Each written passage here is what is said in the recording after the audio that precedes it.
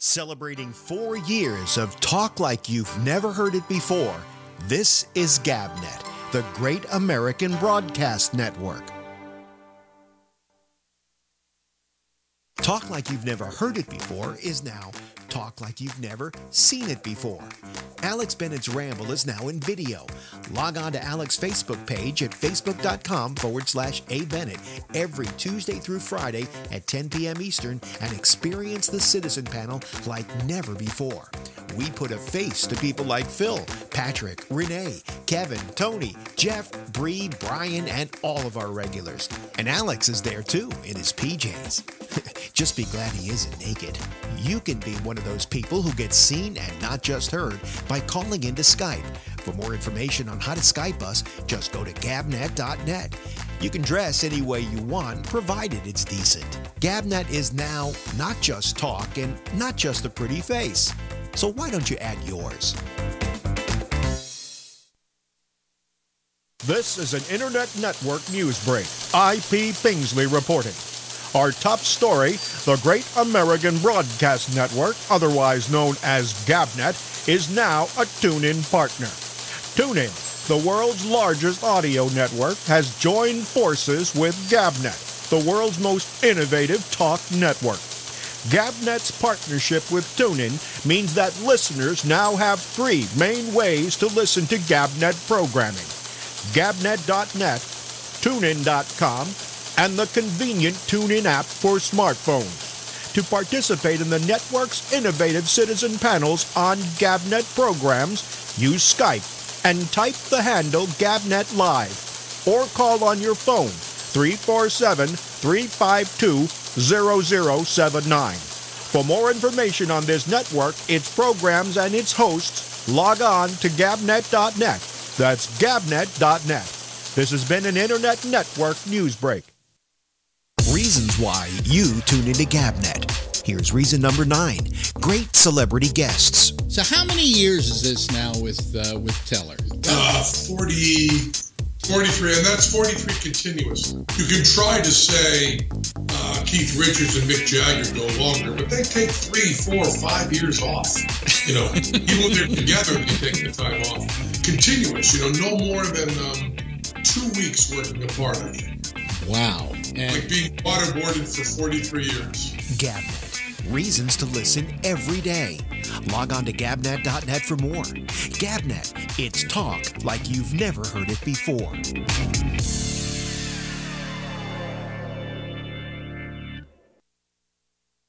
hi, everybody. This is Alex Bennett, and I've had a long and interesting trip. It's called life.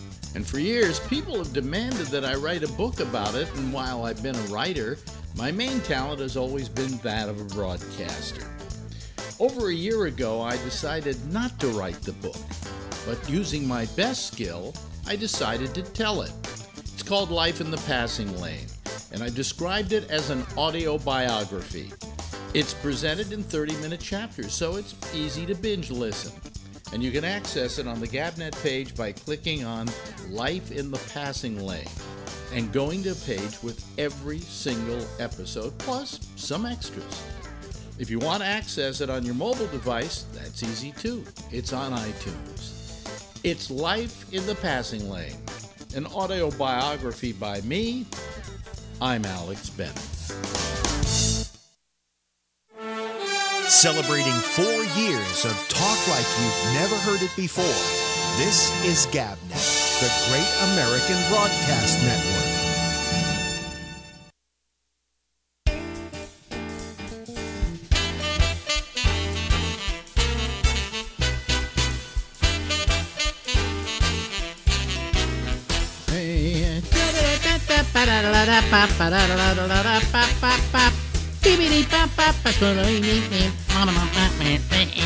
Hello, everybody. It's the Ramble.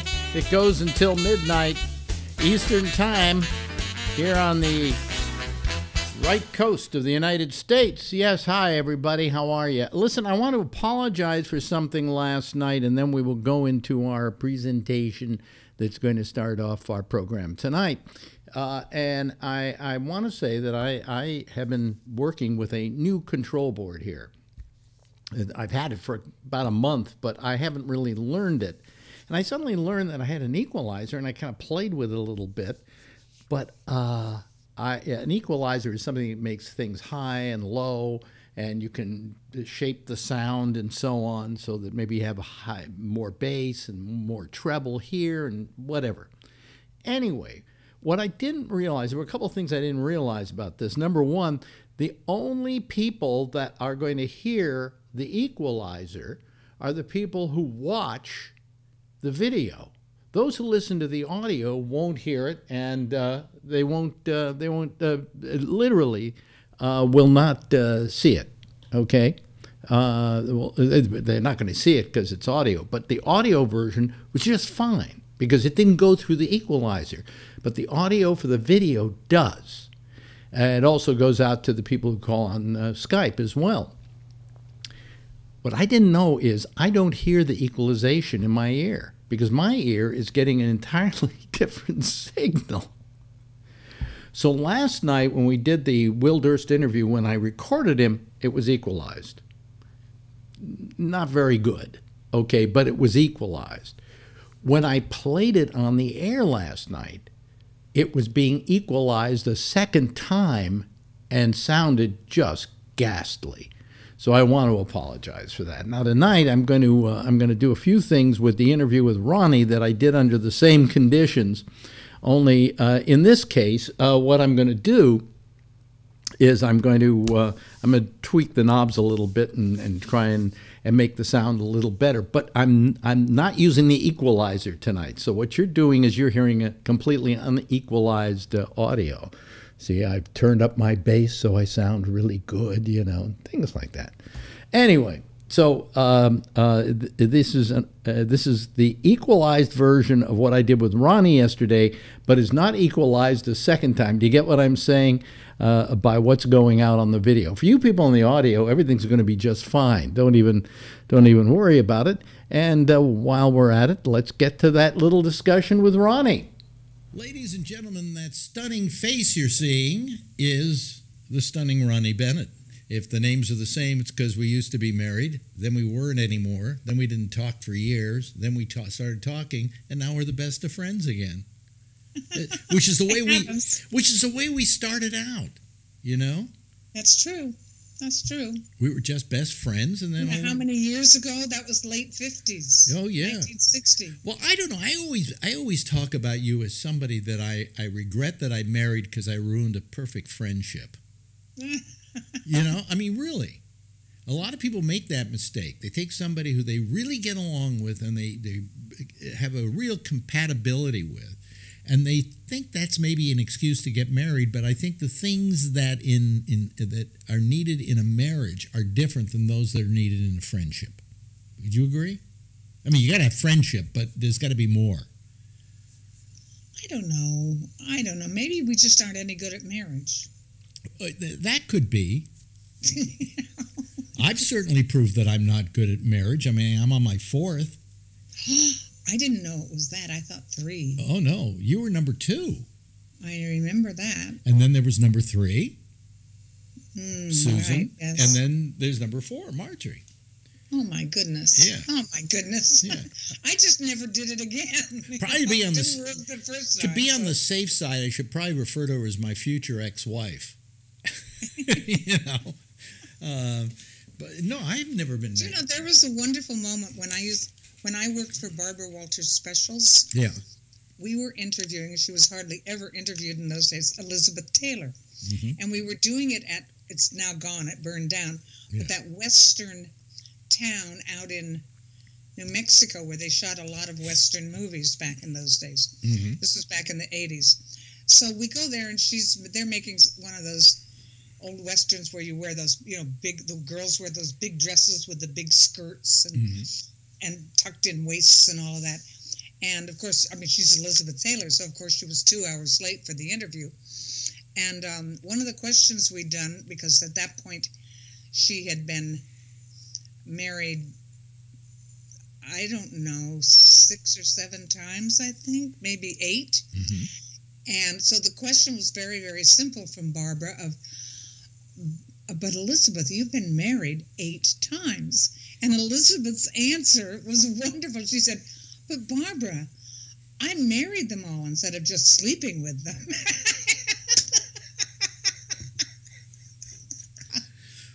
Well, maybe she would have done better by sleeping with them, because they didn't last, you know. No. Yeah. Well, she tried Burton twice, didn't she? I can't remember. She tried Burton twice. I think that was maybe her most successful marriage in a strange way, you know. I don't remember. Yeah. I don't have to remember those things anymore. I used to have to do that. Yeah, I just figured it was not time for me to do that, you know. To give up on marriage. I kept trying it. As I put it, I'm going to keep doing it till I get it right. And have you done that now, finally? Be careful. Where's Marjorie? I know she's listening to this, and the way I would answer that is she'd probably answer it the same way. We look at each other every now and then and just say, so it's come to this, huh? You know, we're at an age where divorce is never thought of in this relationship because it's ridiculous. More old people, according to statistics, are getting divorced than used to. Really? Yeah. I don't know why at this point. Why suddenly at 80 do you want to be separated from the other person who's like, you know, 76 or something like that? I mean, come on, you know, you can just wait for one of them to die. You know, I mean, well. As I say, I wake up every morning and I say, well, what is it today that's going to get me? You know, what is going to... You know, you spent your whole life with this hypochondria. I got a pain in my back. I wonder if that's age? some kind of terminal disease I've suddenly got. Let me tell you about terminal disease. Yeah, well, you're the textbook. Yes. The reason she's wearing a turban, by the way, is because, she doesn't have any hair left because of the chemotherapy. Would you say now after the chemo? I kept thinking about this because sometimes my wife will say to me, "Well, you know, if what's happening to Ronnie happened to me, I probably wouldn't go through, you know, the chemo and all of that. I'd just let myself go, you know, and say that's it, you know." And so I'm wondering, is the chemo worth it, you know, compared to the quality of life? Okay, here's what I think about that. Because I'm sure you've asked yourself that question. Well, long before it started, and since then too. And when I have the chemo, I have 6 hours of chemo infusion, and then I wear a body pack for 2 days for more at home. Mm-hmm. That more is pumped into me. And for those 2 days at home, there's a little bit of side effect for the first day, but mostly I'm okay. Then when they unplug me, that's when I start to feel the side effects, and it's mostly tiredness. And I can do a certain amount of things, but I have to take a nap or I have to rest. And rest usually means lying down, which means I usually fall asleep, so you lose a couple of hours.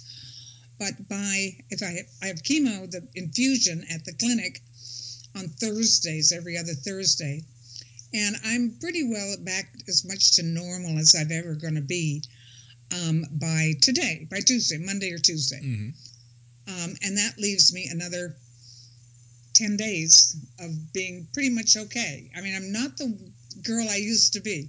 I'm very slow at things now. And I've just had to learn that things take twice as long to do. But my kind of deal with myself about this, and the time will come, is that when the side effects or the effects of the cancer, or both of them together, take away daily good living for most of the time, then it will be time to go. Yeah. But so far, it's not anywhere near close to that, right? Mostly I have good days now. But, you know, that will change at some point in the future. Well, you know, I mean, who knows how long this chemotherapy is going to keep you going? You know, I mean, a couple of months ago, you were saying, oh, God, I'm depressed, I'm going to die, and all of that. And now you seem to have a little bit more hope that at least you're going to be around for a while. you know? Yeah, I mean, I don't know. I mean, you don't have an expiration date, is what I'm saying. I don't know what that is, and nobody does. As I said, when the hard times, the bad times, the side effect times are taking up more of my life than a few good days, then it will be time to go. By the way, just this morning it was announced that the state of New Jersey has made physician-assisted suicide legal as of today. Oh, good. Then and it will go into effect later this year. And I will certainly take care of that. I will take care of it that way when the time comes that I've been describing. You just don't know when it's going to be, because there's no predicting the advance of cancer. Everybody is different, whether they have the same kind of cancer, the same kind of chemo, or whatever they're doing. It's still going to affect each person differently. So, as long as I've got good times, I like being here. Yeah, no shit. I mean, of course you fight it, but you just wonder, how much potchking around do you want a doctor to do before you say that's enough? Oh, well, yeah. As I said, I explained, when there's more bad times than good times, it's over. Yeah. For me. But, the people don't feel that way. What Marjorie was saying is she wouldn't even put herself through the chemo, Some people don't. It depends. And I'm terribly lucky on the chemo.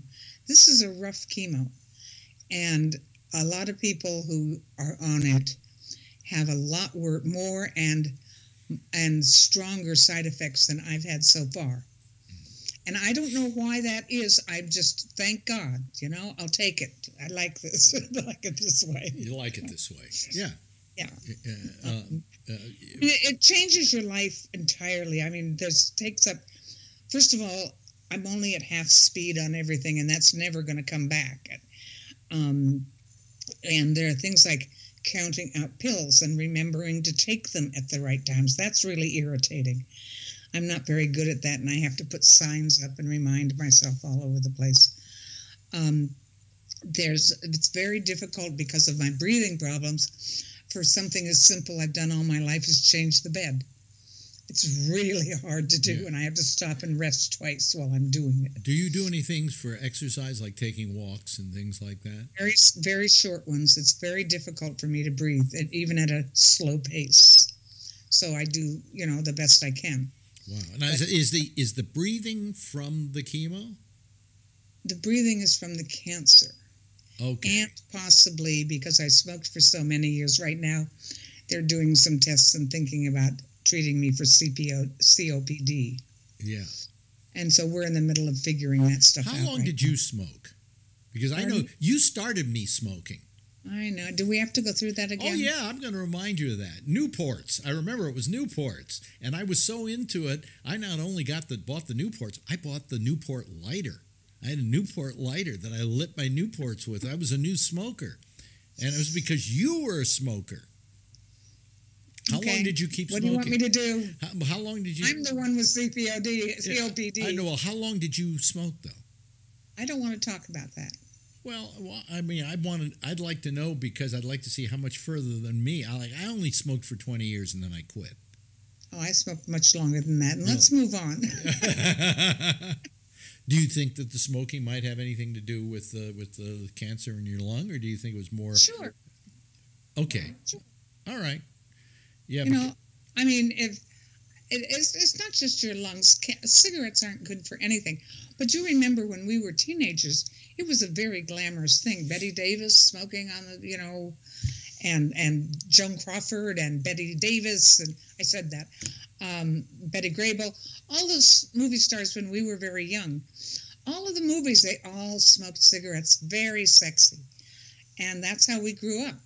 And nobody was going to make a big deal. It was even at that time was the first announcement that they had found that cigarettes are terrible for you, but nobody really made a big deal of it, and nobody believed it in the beginning.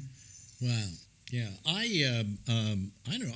One day I quit because I was on the radio, and somebody came by and they said, "We want to test you for, your lungs and all of that, on the air. And I said, oh, okay, fine, what the hell.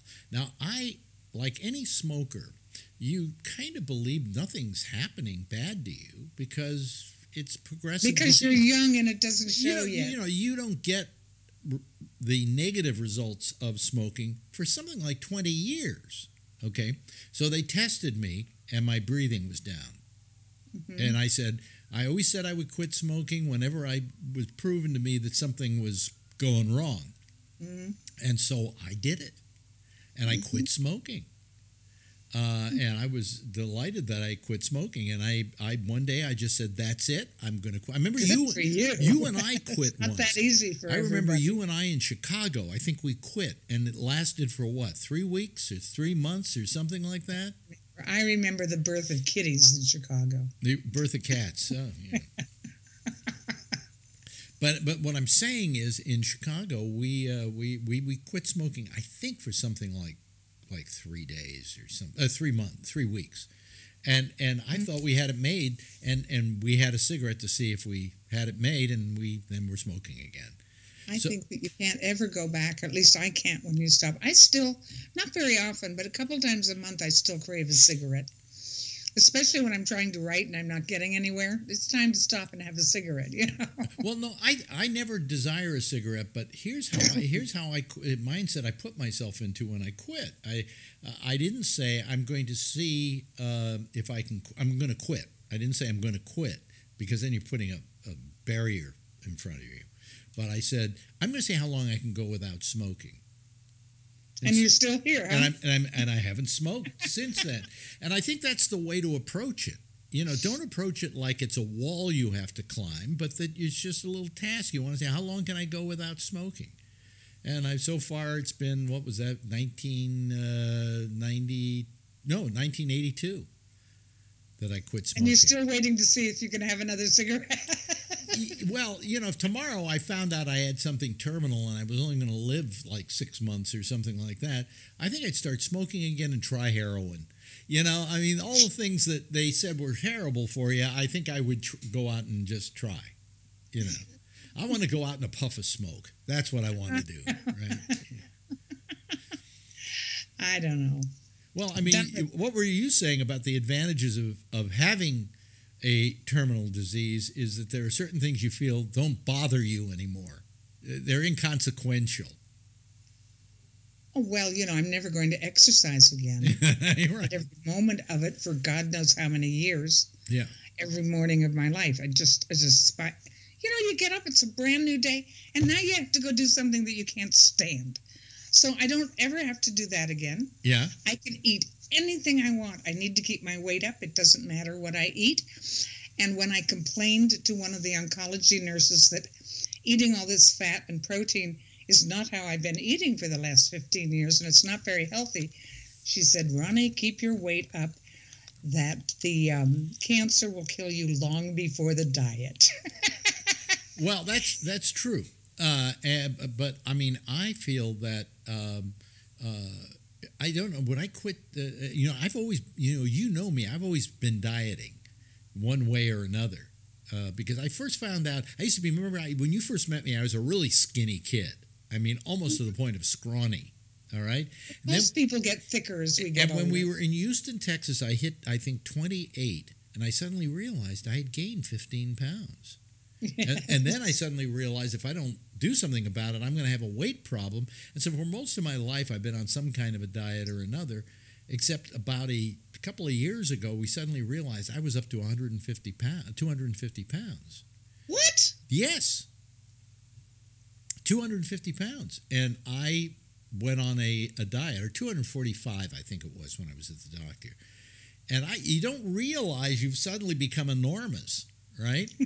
And so I just went on this low-carb diet, and I shed, at the top point, about 60 pounds. I'm down about 55, 52, between 50 and 55 pounds. All right? Mm-hmm. So once I did that, now I'm paranoid about putting it back on because I see all these people lose weight and suddenly, a year later they're fat again. But I've kept this off for the most part for like 2 years. But it was quite a job. But then here's the point I was going to make. So I went on this low-carb diet. So I ate nothing but meat and eggs and, all non-carb stuff. And people went, that's bad for you. And I said, wait a minute. Is that bad for me? Or is the 55 pounds I took off bad for me? And they can't. We all do the best we can, Alex. They can't come up with an answer. Listen, I'm sick and tired of being told the things I've done all my life that were supposedly good for me are not good for me anymore. The baby aspirin I take every day. They say it doesn't do anything. You better stop taking it. What? You told me to take it. Your best medical knowledge told me to take it. And then it's... what, Alex? Yeah. You know what? What? We're old enough now that we can do anything we want. You're right. In terms of food and medicine and all I'm going that. out and having that hot Doesn't fudge sundae. matter at this point. We're going to die before a lot of other people because we're this old. I'm going to go out and have that hot fudge sundae right now. Yes. Yeah. Go ahead. I haven't had a sweet like that. I have sugar-free sweets, but that's it. I've been. When I was very young. Yeah. I used, and as soon as I hit puberty, I started having a weight problem, and I spent my entire life losing the same 10 or 12 pounds over and over and over again. And I used to mock tall, skinny women who would complain about how hard it was for them to keep weight on. Mm-hmm. And I would mock them because I spent my whole life trying to keep weight off. Right. And now that I need to keep my weight up so that I don't fall into frailty, all of a sudden I understand those tall, skinny girls. I work really hard to keep my weight up, and it goes away really easily. Well, we had a friend once who was a model who put on like 5 pounds, I think, and she was having a hard time finding work because they want them Mary. so. Yeah, yeah. They want. You want remember her name? I didn't even remember her name. She had to remain skinny and scrawny. Yeah. They were drapes for the dresses. Is really what they were. That's got to be a horrible life. Just got to be a horrible life. I remember she was kind of not happy about it. I don't remember the details. Yeah. It was a long time ago. Yeah.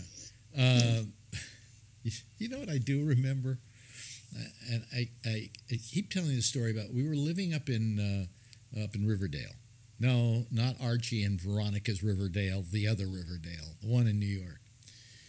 And there was this woman. I thought theirs was there. Huh? I thought Archie and Veronica was that Riverdale. No, it wasn't that Riverdale. It was a town Riverdale. It's called Riverdale, not an area called Riverdale. Okay. But anyway, so we and in the building with us lived the head of a major television network. Or no, the one we worked for. The one we worked for. And he had a wife, and one night she came down drunk, and she was pregnant. And she started moaning and crying, and then she started jumping all over me. Okay, and I kind of pushed her away. I remember looking at you like, no, I'm not getting involved here, And then she went after our friend Michael O'Donoghue, who was there that night. And, I have no memory of this. And she went berserk on him. She's all over him, right? And then she's saying things like, she was on a soap opera, and she's saying things out of the soap opera like, love, what does he know of love? And finally, you and Michael dragged her back up to her apartment because she had almost passed out and deposited her at her front door, right? Which is the reason I think I lasted at ABC so long, is because of this little favor we did to the boss, right?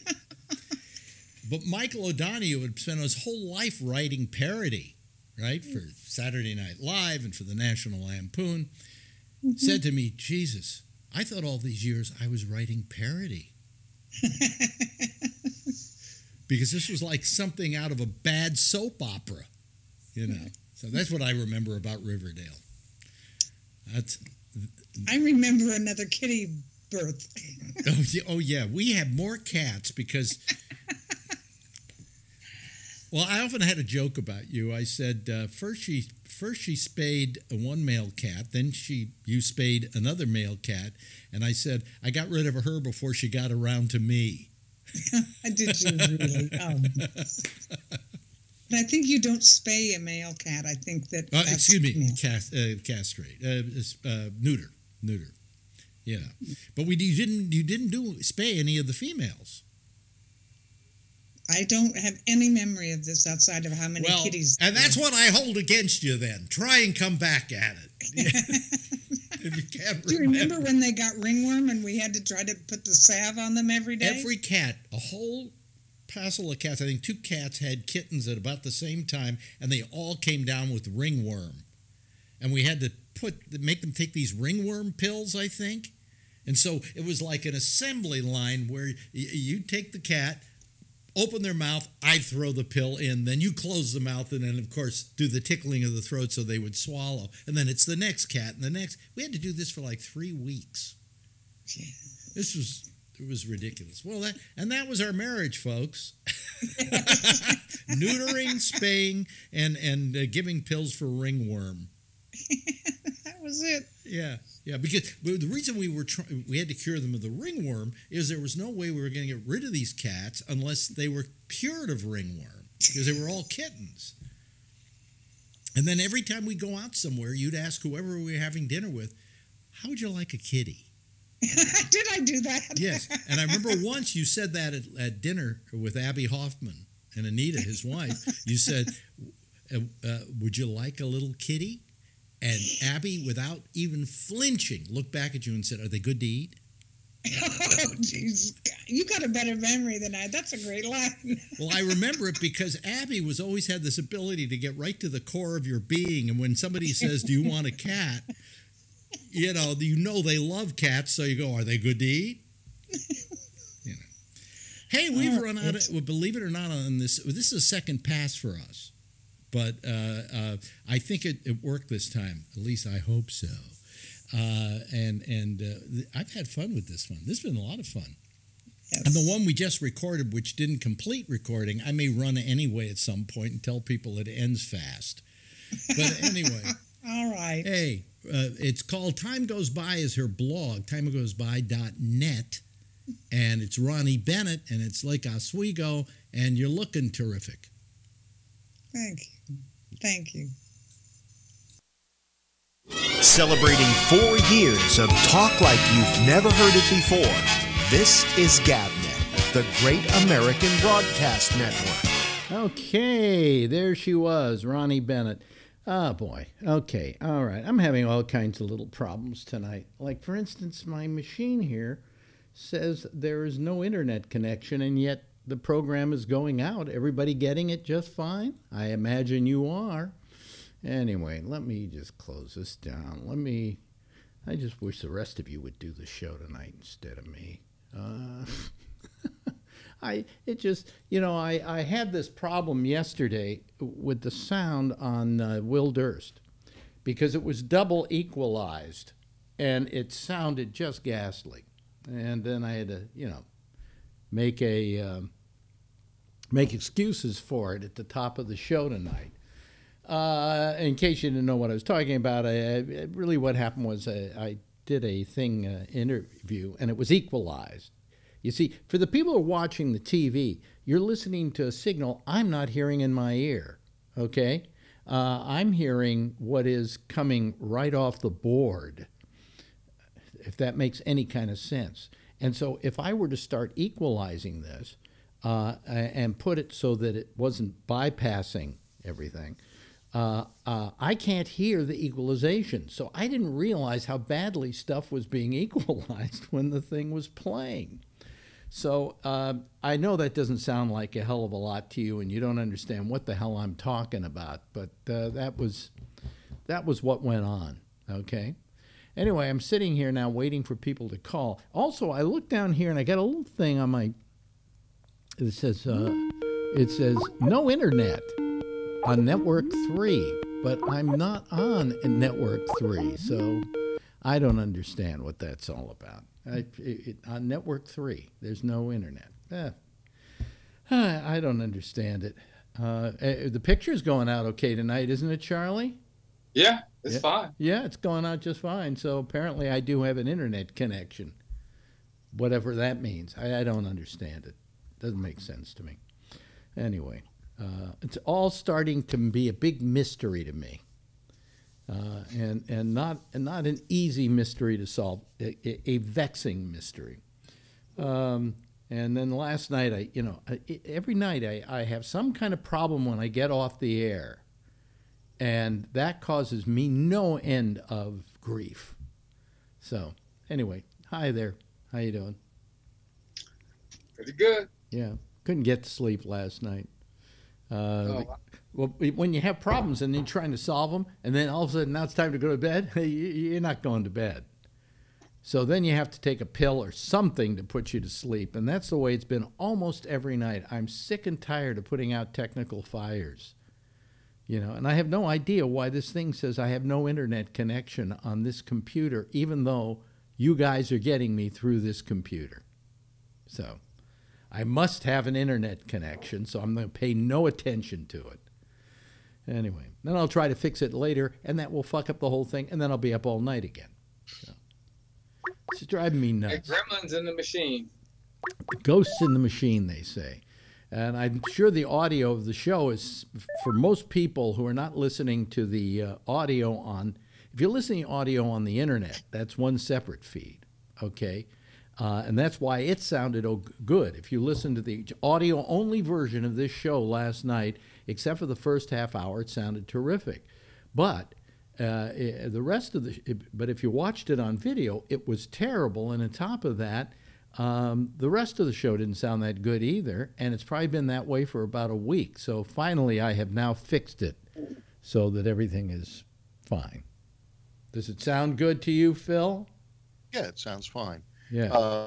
You don't take the show and put it through, what's that Adobe program that we got that changes the audio? What do you mean it changes the audio? Well, you can tweak the audio. Well, yeah, I can always tweak the audio. Yeah, but I don't do that. I don't go through Adobe on this. No, I know, but I mean, if you wanted to, you could. I couldn't go back and retroactively clean up Will Durst's interview. If you want to hear it somewhat cleaner, I've got it on my Facebook page by itself. Okay, yeah. And there you can hear it a lot better than it went across last night with what I call double equalizing, which just trashed the sound horribly. Well, I'm listening. I'm listening to you on Skype, and it sounds fine. Yeah. Oh, it's got to sound great tonight because I'm not equalizing it. If I were to punch in the equalizer, then people out there watching. Yeah. You see, the thing is, people listening on the audio only don't have a problem because that's coming directly from the board into my computer that encodes. All right. Now the equalizer you're talking about is the one in your board. The equalizer, the one that you're hearing, the signal you are hearing right now, okay, is coming off the board itself, off the main output. Yeah. All right. Where the other one comes out of a USB output. Yeah. All right.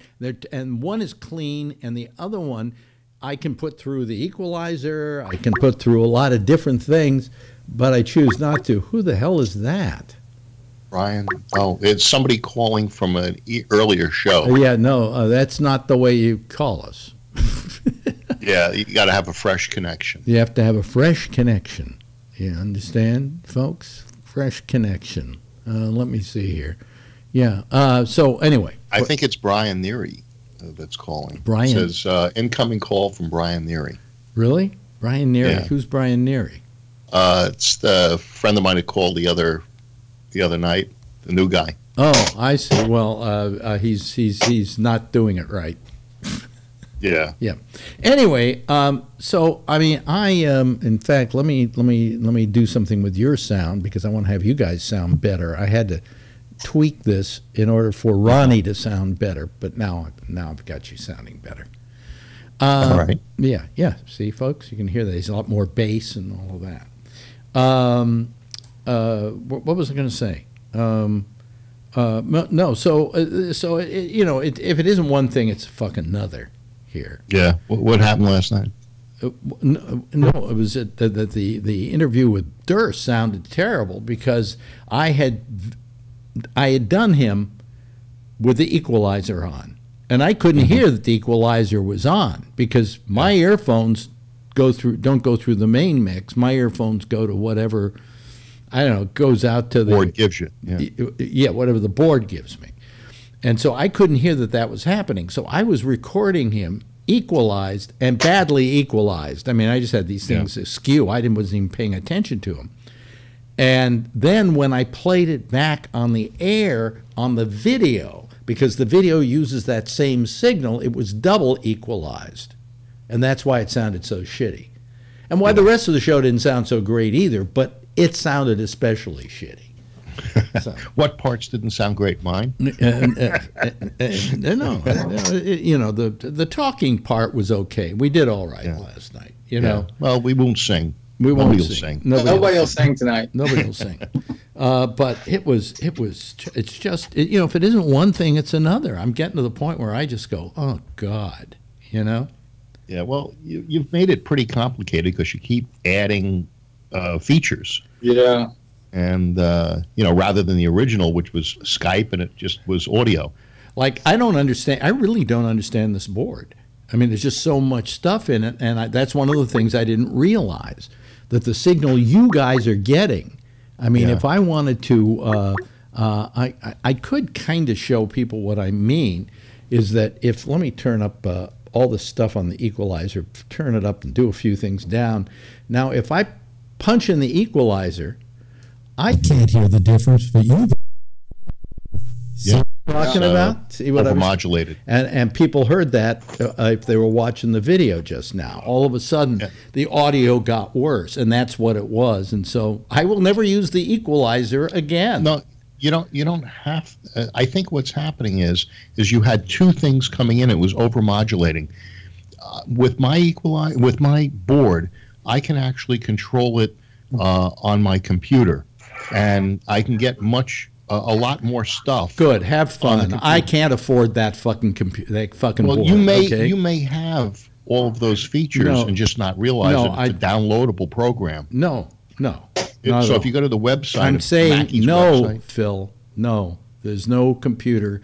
There's no computer access interface. No, there's no computer interface.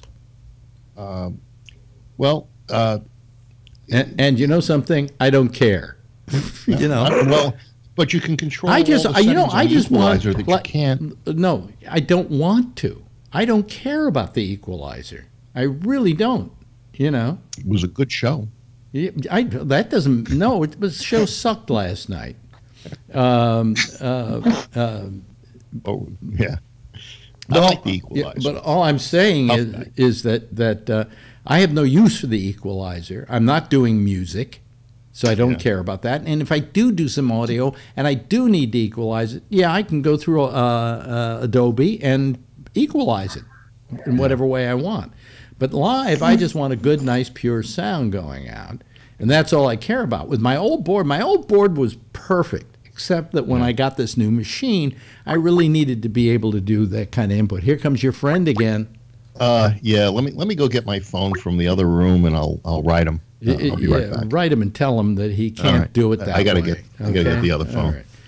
Jeez. Anyway, hello, Jeff. How are you doing? Pretty good. Yeah, still down in Georgia, I see, because you have that same picture in back of you. That's right. And today is going to be, tomorrow I will be coming home. You happy about that? I'm ready. Are you happy about that, are you? Yeah. Yeah. Yeah. You know, I mean, I can only take so much vacation. I don't know what it is. I found that my limit is about 3 weeks. You know, now if I went somewhere to live for a while, that would be a different story because you unpack, you put stuff away, and you move in, right? But when you're just going somewhere like to Europe or whatever, and all of a sudden one day you find yourself, you know, you're in one town one day and you're in another town the next day, and you're moving here and you're going there, and it drives me crazy. Just drives me nuts. Why don't you just call him, Phil? Phil, can you hear us? He ain't got his earphone. He doesn't have Well, then we can say things about him. Listen, you piece of shit. Can you hear us, you piece of shit?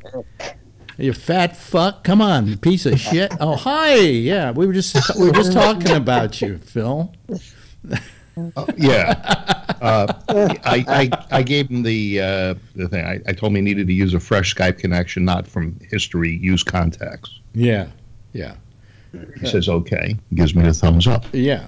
Now we'll see if he can call. Well, now, but then he's not a friend, so I'm going to have to then do a whole thing there. Well, he's a Facebook friend. No, that doesn't count. Yeah, we know a couple of people. He had commented on one of my posts and one of the shark pictures. Yeah. And and I looked at him because I didn't recognize him, and he was a friend of John D'Agostino, and I said, "Oh, and you." So I said, "I wonder what the connection is." So yeah. We chatted a little, and that was that. Oh, okay. Well, that's fine. But now he's not calling, see, so. Well, he's probably trying to figure it out. Yeah, take your earphones off again so we can say things about you. You can say things about me with the earphones on. No, it's fun. You're 3,000 miles away. Go back and watch the replay. You'll hear what we said. Okay. Yeah, son of a bitch. I'm drinking coffee again tonight. I won't go to sleep, But. Tea. I'm a teetotaler now. Really? Pretty soon I'm going to be hot water. What I've been having women. trouble with today is this site, this torrent site that I go to, is not coming up on my computer. It's not coming up in my browser, unless I go through the VPN. But if I go through the VPN, everything is slower then. Like when I tried to upload the programs that were just on, they took forever to upload. Where when I'm not on VPN, it just goes zip. But, the VPN allows me to see certain clips and videos that aren't available in this country. Yeah. And, just benign stuff. But, it says it's not available in this country. So I log in from the UK and I'm able to see it. Yeah, well, that's nice and that's fun, but you got a problem with that. Because what happens is it is slower. Like when I tried to get on when I was trying to upload stuff to the server, very slow. Because it was going through some other server somewhere. Then pick a different server. It depends on which server you pick. Here we go. This is Brian Neary, and it says add to group, and I just added him to the group, and there he is. See? I seem to recognize that picture. So maybe I do remember. There's Brian Neary. Hey. Of course, I remember. I just didn't remember Neary, that part of it. This is the straight Brian. The straight Brian. Yes. Yeah. last night, the other Brian called. So it's Bizarro Brian. Yeah. Yeah. I was going to call last night, but I knew you guys were probably going to talk about politics a lot, and then I checked in a little bit later. And we were from Mueller to blowjobs. Just shows the variety of the show. So yeah. Well, I mean, I like to equate everything. When somebody gets too, how can we call it, cloying to our president, I like to say they're giving him a blowjob, because I honestly believe that Donald Trump compliments are better than a blowjob. Hey, Alex, do you remember what you used to say back in the days about how you knew you weren't gay? Well, I knew I wasn't gay because I had tried it once. No, you used to have a joke. You used to say you had bad gag reflexes. Oh, well, that too. That too. Well, no, I see. Here's the thing. I have been blown by a guy. Okay, yes. And that happened at an orgy that I was at. And somebody started blowing me, and it felt very good. And I looked down, and it was a guy, and I went, Well, here's my experience now. I can find out what this is like. And he kept doing it, and he was good at it. I mean, after all, wouldn't we be good at it with each other? We have the equipment. We know how it works, you know. And so I let him continue until I felt stubble. And then I said, well, that's enough. And I said, thank you very much, but, you know, I would rather put this in something than, or a female mouth than a male mouth. You know, whatever. I was very nice about it. I didn't want to hurt his feelings. But I felt that after that point, I had the experience. In other words, I knew what it was like to get a blowjob from a guy. But then I thought, I don't know if I could be really gay because I don't think I could give a blowjob. Okay? And when we talk about gag reflex, I mean, I would just gag the thought of doing it, you know? Yeah. But that's one thing that stuck with me over these years. Yeah. Just live on 5 days. Hey, listen, if guys could really be polyamorous, and if guys could just say, to hell with it, I don't care who I'm blowing or who blows me, we'd have no need for women.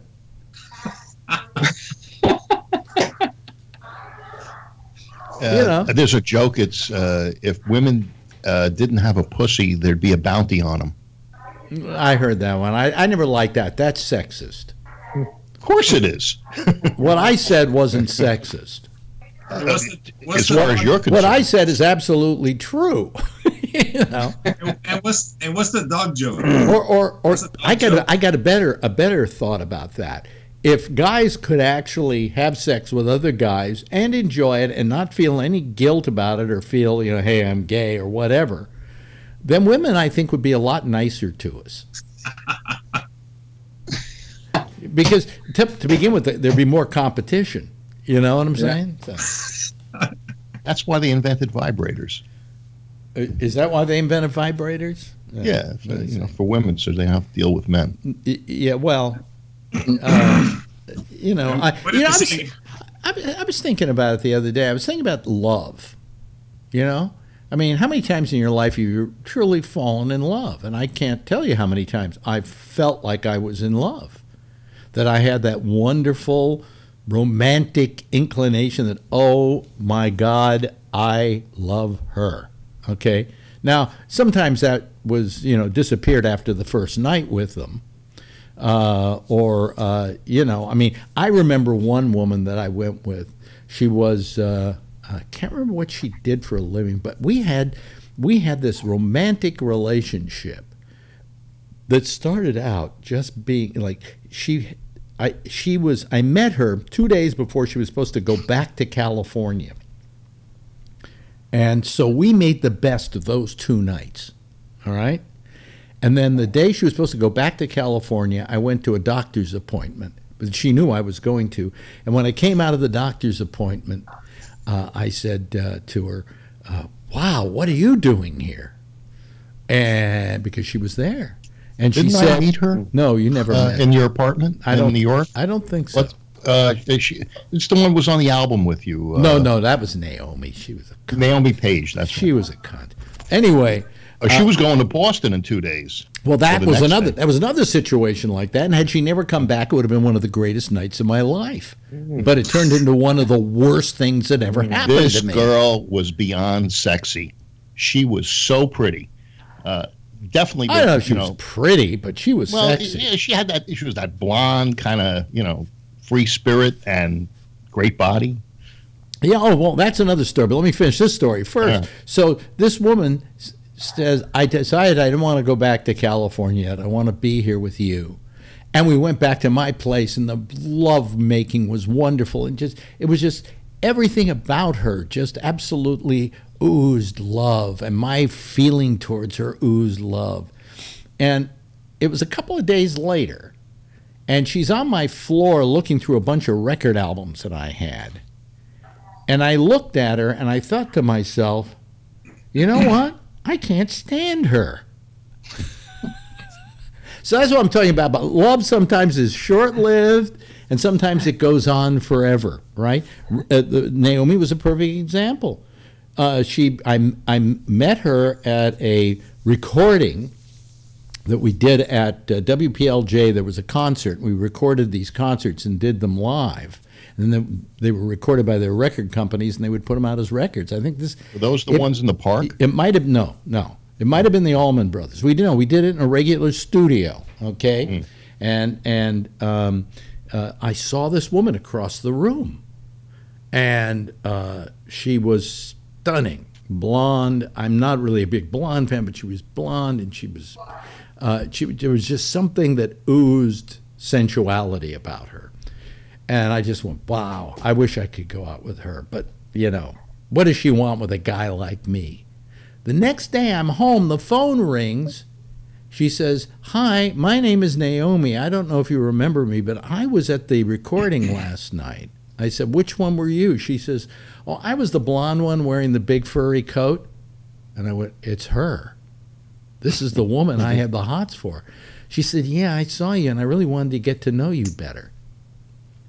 And I went, okay. She says, can I come over tonight? I said, yeah.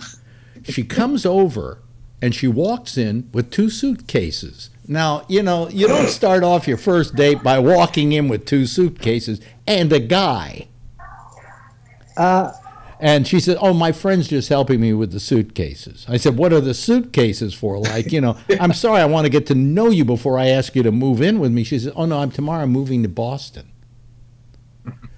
So that night, you know, the kind of love you make when there's no tomorrow. Yeah. All right? And we make love all night long, hot monkey sex. I take her down to the railroad station. She gets on the train off to Boston. Well, I guess I'll never see her again. Next thing I know, I get a call from her. And there's another call, and we talk back and forth. And finally, I'm going to Boston to see her. And that's very nice. And then I come back, and all of a sudden she calls me and she says, you know what? I don't like it here in Boston, and I'd rather be with you. I'm coming back to New York. And she came back to New York, and she moved in with me. And it was the worst relationship I have ever had in my life. It was hell. It was a living fucking hell. If you want to see proof of it, go back to the National Lampoon Radio Dinner album. Look in the center of it if you have the double fold, and there's a picture of me with Naomi for the ages. Okay? It was the most, I can't tell you how miserable it was. It was so miserable the woman wound up in Bellevue.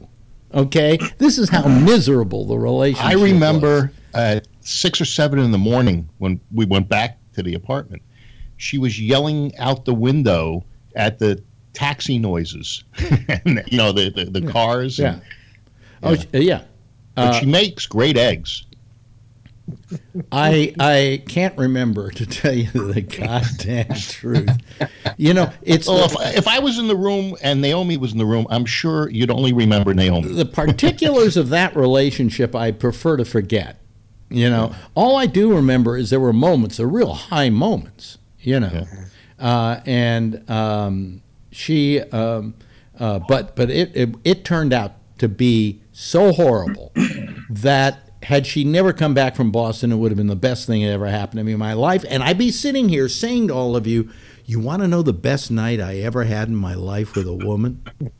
And I would tell you that story. And I would never have to tell you more about it. And I would never have to tell you how terrible it turned out.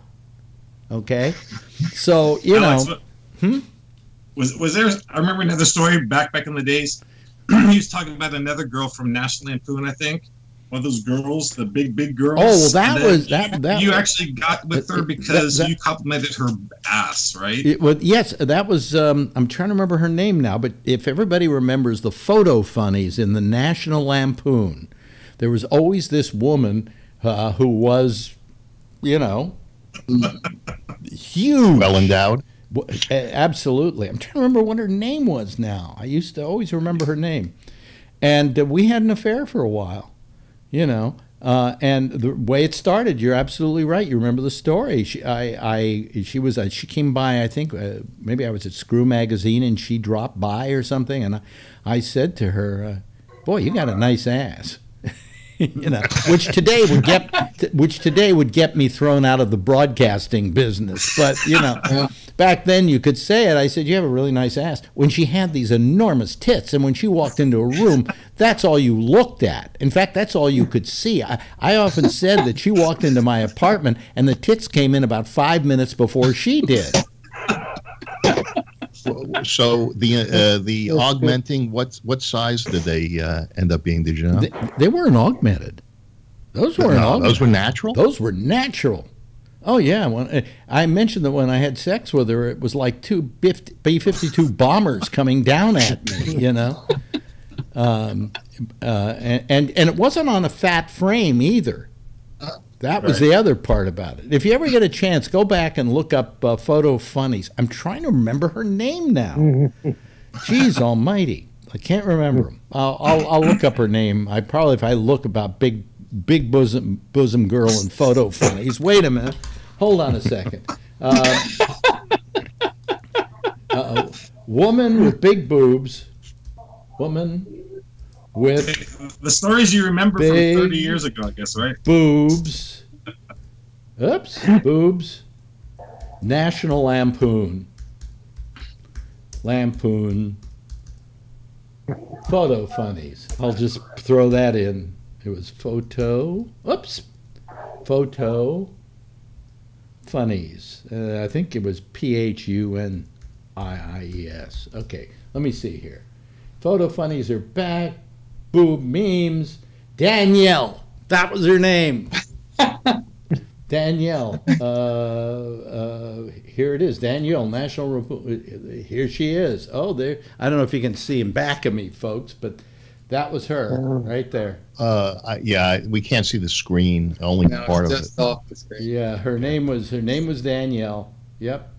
Everybody just look up National Lampoon. Danielle, National Lampoon. You'll see the pictures. You'll see exactly what we're talking about. But all right, see ya. Thank you for bringing back that memory to me, Kevin. Brian. Straight Brian. Because amazing. Some people remember my life more than I remember my own myself. So, you know. But Danielle was a very nice lady, by the way. I really liked her. She was a nice person, and we had a brief relationship. I won't, I had an affair with a woman.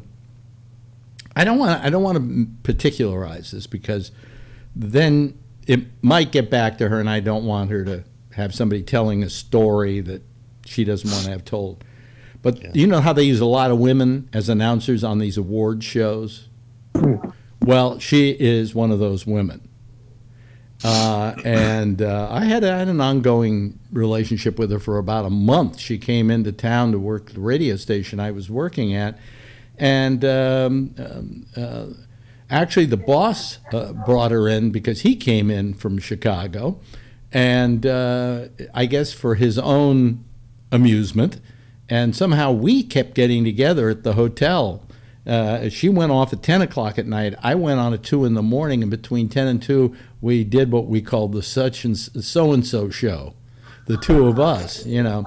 And every time I hear her on television announcing those award shows, I just kind of smile, you know. But she was another nice lady, too. She still is, actually. And so when you're watching the show, what do you say? Hey, I hit that. No, I don't do that. What was it? There was somebody. Wait a minute. There was somebody who just recently I realized that I had an affair with that showed up somewhere. When I say an affair, it might have been a one-night stand. It might have been a couple of weeks. But there was somebody, there was somebody. There was this documentary that Alex Gibney did on this woman who started this biological company, this company that turned out medicine, and then they found out she was a phony, and she wound up in jail. And this woman who I'd had a relationship with is one of the people talking about her.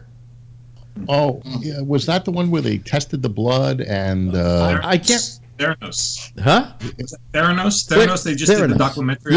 Yeah. And she's in it. Is that one of your competitors, or was one of your competitors, Brian? No, but actually I interviewed with them, and I met Elizabeth, who's her and Sonny. Actually, it's a good documentary. Didn't she wind up in prison? No, but she's banned. She's barred from everything, from medical wise. But yeah, what they were doing is they were taking blood samples. We take DNA samples, but they were taking blood samples, and they had like a box that had everything to try to do testing that. And but they're actually doing blood samples. I'll tell you, you're breaking in and out of us. Yeah, it sounds like your microphone is partially disconnected or something. No, you know what I think it is? I think it might have to do with the if you go into what are you using? Using a Mac or using a PC? PC. Go up into Skype and there's a place where you can adjust your microphone and turn off automatic. Yeah, so you go into preferences, Skype preferences. Yeah, at least on a Mac, and then audio, and you'll see something that goes across like a line. And yeah, well, it's dots. I'm afraid to push the button that people have been pushing and clears everybody out. Oh no, it's up in the top corner usually. Top left. The trouble is this is the new Skype. And I don't know where it is exactly, but there's something that must say preferences or whatever. Is there somebody says preferences? No. Yeah. More settings. More settings. Try more settings. Try more settings. Is there something? Test video or test audio, speakers, microphone. Microphone. Is there a thing that you can uncheck that says auto audio or auto level? Yeah, but it's not highlighted. Yeah, well, now you sound fine anyway, so I don't know what the problem is. So she was taking the samples and saying that her system was checking it, but they were using another system by Siemens and verifying it from there. FDA went in there and did an audit and found all that stuff out and busted her really bad. So I have some friends that work there, and now some people who work there work at our company. So. And she wound up in jail, didn't she? She wound up in prison. I don't think she's in jail. I'm not. They sort of ended it just with her validating what she was doing, which was still. I had a hard time trying to watch the documentary because she has such a weird voice. Yes, she did, and yeah. Her and Sonny were very interesting. So. Wow! Yeah. So you knew what that was all about. You were right there. Yeah, and I saw some people that I knew that worked at our company and went there, and then there's some people there that I saw in the movie on the documentary. So and they kept creeping us out with the pictures of her face. You know, they kept zooming in on her face and eyes and stuff. So it was very strange, but yeah. They did that story originally. I remember seeing it, I think, on 60 Minutes years ago. They did a piece on her. Yeah, maybe a lot of people were doing stuff on her because Stanford drop out, and a big deal. The people she had behind her, Kissinger and Schultz and everybody. So it was pretty crazy. Wow.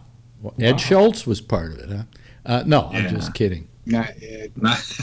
Wait, didn't Ed die? Ed Schultz died, didn't he? Yeah, he died. Yeah. Because I remember there was a day I breathed a sigh of relief, and because Ed was dead. So is Zed. Huh? So Zed's dead, man. Boy.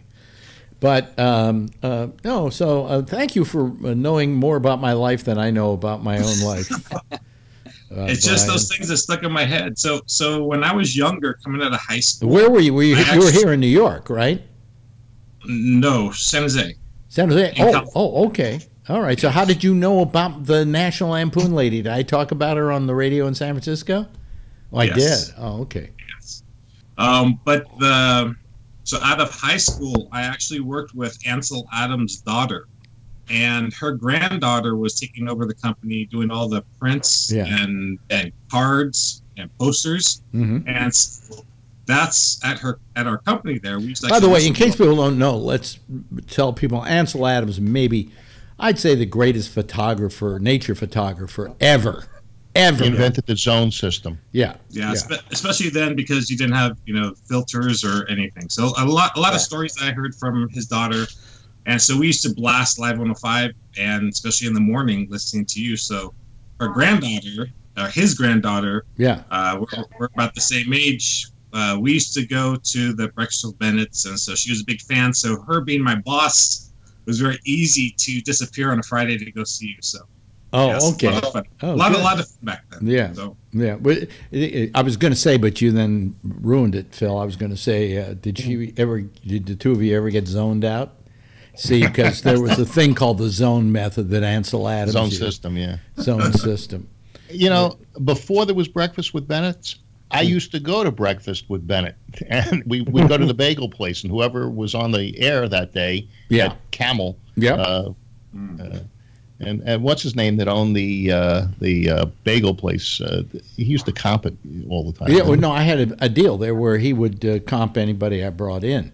So I would bring in 10 people at a time, and he would have to give us all bagels. But plus, we plugged them on the air for compensation to give us, lunch, breakfast. So after the show, we would all go to the Stuffed Bagel, was the name of the place, and we would go. Chestnut. We'd go over there, and we would all sit around, and it was like a Algonquin round table, if people know what that was, for comics, and one morning, for instance, I remember Jay Leno there holding court, because he loved to hold court. He loved to tell other comics how they could improve their acts and their lives, And he did all right. He was okay. Jay was a nice enough guy at that time, Yeah. He made a few shekels. And some of the people, Feldman and Bubbles would be out of control sometimes. Oh, yeah. And guys, you would lose the show because those guys would just keep going, and then you had Ruben in there at the same time. And well, you actually think I lost control of the show, but I never really did. I knew how to control chaos, sure. And on top of that, I had the control board there. I could turn down any of those mics I wanted to and start talking, But I learned that I'm going to be there tomorrow. I got the job. They're coming in usually to promote their gigs, and if they're going to be funny, and if they're being funny, then let them go. Because why did you invite them to come by anyway? To be funnier than they are? No. Yeah. And there was a great lesson I learned by an interview with, of all people, Steve Allen, who I'm not a big fan of. But he said in the interview, he said, what I learned was I was going to be there tomorrow. I had the job. When that comic came on, my job was to make him look funny. In other words, if that meant shutting up and letting him go, or when he stopped being funny, jumping in and being funny myself. Sure. And he said, there's one other thing. This was the other thing I learned, and I'll use it to my dying day. The job is not to be funny. The job is to be fun. You can't be funny all the time, but you can be fun all the time. And that I think was Steve Allen was absolutely right about those things, and that's why he lasted so long. Do you have any recordings from back then still, or no? But you know what? I just got. I have this person who has been sending me audio tapes that they collected over the years. Me at WPLJ in New York. And what they just sent me, I'm probably going to run it in a week or so, is an interview I did with, of all people, Marcel Marceau. Very talkative guy. Very talkative. Very talkative. But I don't think I've ever heard his voice. To begin with, he has a thickly French accent. But no, that's what I found that. And he found that, this person found that, and a lot of other stuff too. But that one, I really, the other day, I just absolutely was listening to it. I was just awed by it, because when did you ever hear an interview with Marcel Marceau? Yeah. Wow. And yet, and it's funny, Jack Garfine, my friend, the director and who's not too well right now. Is he still in the hospital? He's back in the hospital. He was good friends with Marcel Marceau, and he was talking about Marcel Marceau, and I said, "You'll never believe it." I said, "But I interviewed Marcel Marceau when he came to New York," and he said, "Oh," and because I mentioned, and I think you'll hear it if I ever play the interview. At one point, he says, "Did anybody ever tell you you look like a young Albert Einstein?" That's what I remember him saying to me. But I suddenly realized that Jack had this poster of a performance, I can't remember where, in New York by Marcel Marceau. And it was signed by Marcel Marceau on the poster. And I said, that was the date I interviewed him. You know, that was when I interviewed him. He was in town to do that specific gig. And so to suddenly come up with the Marcel Marceau interview, I just went, wow, you know. So I thank this person for sending me all the stuff. I mean, sent me stuff of me talking the night that Nixon resigned, okay? A show with me and Abby Hoffman and a whole bunch of, let me look here. I have a file called Old Alex here, a folder called Old Alex. Abby Hoffman and Bill Graham. Yeah, Bennett on Nixon, yeah. Let's see here. Alex Bennett's music hits. Phil Oakes. Let me see here. Brother Theodore. I don't know if anybody remembers Brother Theodore. But anyway, it's just a lot. Lance Loud. Wow. Remember Lance Loud? Do you know who he was? No. Remember the Loud family, an American family? It was the first reality show ever done. It was done on PBS. No. And they followed the lives of this family, and Lance was the gay son in the group. And it became a sensation because on the show, the wife decided that she was so pissed at her husband that she was going to tell him on the show while they were filming, "I want a divorce." And the show became a real sensation. If you ever get a chance to go back and see any of them, they were wonderful. Bree is calling us from who knows where in the world Bree is calling us from. Where are you, Bree? I'm in Dubai. Back in Dubai. Back home. Back home. Back home in Dubai. There must be where we are getting rained and flooded out. Really? Oh, yeah. What are you getting, a quarter of an inch, which is the yearly rainfall? No, that's what she said. Oh, no.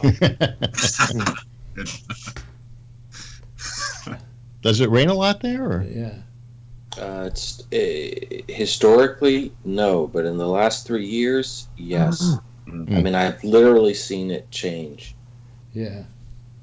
Wow. It's if I showed it to you, let me see if I can show it to you. It gets a little noisy when I go out there. I'm up again because I have new neighbors upstairs with little kids, and they I'm trying to get used to their schedule.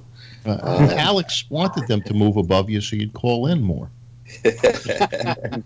Well, you got your wish then. There we go. There's our boy from Beirut, our man in Beirut. I'm trying to reverse the camera, but not having much luck doing it. It's showing your curtain, so it did reverse. Yeah, so it did work. Yeah. Yeah. Hey, you got to realize something. I've learned something in the last couple of days, Bree. Nothing works. Okay, nothing works. I have a torrent site that's been down for a whole day now, and I can get it if I go on VPN. I can get it, but if I try to get it off Verizon, I can't. So I don't know what it is. You know. It's going through AT&T on my iPad, but it's not going through AT&T on my iPhone. And I've been sitting here trying to figure the whole thing out and finally just decided, fuck it. You know, I don't want to be on VPN all the time. It's too damn slow. Yeah. When I was in the airport, I would go use the VPN. You know, just when you're on those public, in public areas. What, you're afraid somebody's going to find out about your life and steal it? No, credit card numbers. You know, it's like Larry Bubbles Brown once said to me. He said, "Identity theft? Hey, I don't care. I have no life. Let them not have one." You know. Yeah, we use VPN for when we're working at home to log on to company stuff. Yeah. Yeah. VPN, folks, stands for Virtual Private Network. What is it? I have no fucking idea. It's just I bought it. It hides your address and allows you to put one on from someplace else, even in the US. Well, what it does is it goes somewhere else and uses some other IP address, which is every one of you out there with your online whatever have an IP address that's specifically yours. It doesn't have your name, but then it resolves itself into gabnet.net or resolves itself into, Brian or Phil or whatever. But the problem with it is that when you're going and using another one of these, and you can use them in any number of countries. I mean, I have it so I think, use a VPN in China. Uzbekistan. Yeah, places like that. And it's especially, a lot of people like to use it because if they want to watch videos on the BBC, they won't let you watch them here. If you go to BBC, they say, you're not in this country, you can't watch it. So you then go use your VPN and go to the VPN in London, and then you sign on to the BBC and watch anything you want to. So that's what VPN is, really. But the trouble is, I have a very fast throughput here. I have FiOS and it's fiber, and I've got almost a gig up and almost a gig down. I mean, it's that fast. And when I went and did VPN, slowed everything down, and then some things don't recognize you, and you have to re-sign into that thing, and you have the same one I do. For instance, if you look at United States, it'll say fastest. In this one, it says France fastest.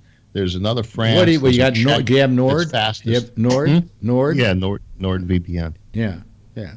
The one with the. Yeah, Nord. Yeah.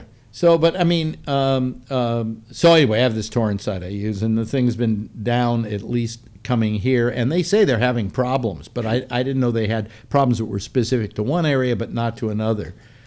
All of this technology is starting to just wear me down. You too, Charlie? Yeah, me too. Yeah, every day. I'm just giving up on it. Yeah. So does that mean if you're worn down, you want to talk about Michelle Obama's second in command getting Jesse Smollett off the hook in Chicago? You can talk about whatever you want. Yeah, sure. Go ahead. I'm sure you want to. Well, on the news today, it's the assistant to Michelle Obama when she was in the White House is also in Chicago and contacted this gal Kim. She's like the Attorney General. You're familiar with it. Yeah. Well, what's the point you're trying to make? Well, I'm just saying, it was Michelle Obama's assistant. What does it have to do? What does it have to do? What does it have to do with Michelle Obama? It was her assistant. No, what does it have to do with Michelle Obama? Well, Michelle Obama was close friends, I was told in the news, with Jesse Smollett. Michelle Obama was friends with Jesse Smollett? Yes. Yeah, and what newscast did you hear that on? Whatever was on the radio, it was probably what? Who? The KGO affiliate. Oh, I see. Okay, all right. I think it was 560. Oh! You're talking about KSFO, the conservative radio station in San Francisco. Well, I couldn't stomach the other one. And the person who's on that station is who? Well, it could have been Alex Bennett if. No. Who's on that station? Several, well-known. Is Michael Savage on that station? I think so. Yeah. Okay. All right. Bingo. But it wasn't him that put the connection. It was some other fake news person. Yeah. That's the real news. The fake news had been going on for the last 2 years. All I heard was that this was a woman. All I heard was a woman that worked for Michelle Obama. It wasn't done under the direction of Michelle Obama, and we'll find that out. Yeah, I mean, but there's going to be a big investigation of this thing because everybody thinks it. They don't think it stinks. I mean, let's face it. It has so many similarities to the Trump deal that, to have that happen twice in 1 week is like, amazing. The only difference is Trump didn't do it. Oh, really? Yes, he did. Yeah. Oh, yes, he did. Anyway, Charlie, you said, that said that definitely there was no collusion, but you said there was obstruction. Now, many people are saying, how could you obstruct something that didn't exist? If there was no collusion. No. You can obstruct justice. Yeah. I mean, just the firing of Jim Comey could be considered, if you wanted to parse it, as an obstruction of justice because he didn't want Comey on the case. It was Rob Rosenstein. Our question is, why do you obstruct justice if there isn't something you're afraid of? Because he didn't. But Rosenstein. He wouldn't have had to obstruct justice if he hadn't done Rosenstein. By the way, there's a lot of stuff coming out today that says that we're not hearing all the Mueller report, and that when we finally do, there may be some stuff in there that is not so good for the president. Well, I'm sure there's some salacious details, but as far as what he found and the results of what he found about Russia. How do you obstruct something that you didn't do? No, but you can obstruct justice more than just in that case. You can do other things to obstruct justice. Well, you cited Comey, I cited Comey as an example. Right, but wasn't it Rosenstein who is still there? Mm-hmm. and came to the same conclusions as Mueller? He was the one that recommended in his letter to Trump that Comey be fired. Who did? Rosenstein, whatever his name. Yeah, who could possibly have gotten Comey's job if Comey was gone? Well, he didn't get it. Yes, he did for a while. Yeah, but he wasn't. He wasn't put in there permanently, but who Trump admitted that he Wait a minute. Yours is breaking up now. Yeah, Charlie, you're breaking up for some reason. I don't know. Things will clear up. Don't worry. It's just the internet. It'll clear up. Look how well Brian is looking now. Well, that's because he's going through on his VPN the Trump News Network. He's using that VPN. Yeah. To broadcast the show. But anyway, so all I'm saying is Charlie can give us a second shot at one of these things. There's still more to. Bree wants to say something. Yes, Bree. Oh, okay, Alex's waiting room. Yeah. The last month or so, every time I go to sleep, my neck hurts when I wake up. Now, I have probably 7 different pillows, but my neck constantly hurts. And the only time I get a good night's sleep is if I rub Tiger Balm all over the back of my neck. Oh, really? Because my neck's been killing me. My neck's been hurting me a lot when I sleep. Is it? Do you think it's musculature, or were you in an accident? I think it's because I spend most of my day in front of a computer and sitting in. Try Rolfing. It worked for me.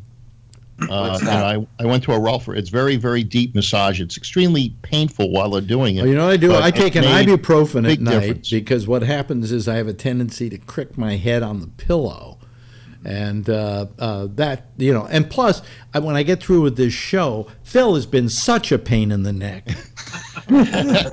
that Tiger Balm and Rolfing combined wouldn't get rid of it. Rolfing worked for me.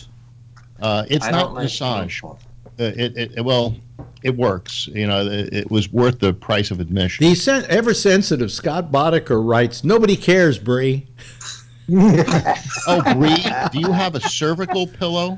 It's one with like it's hollowed out where it supports the I neck. thought about getting. And Boddicker. I have one of those. I really shouldn't read Boddicker's things because Boddicker can call, but he doesn't.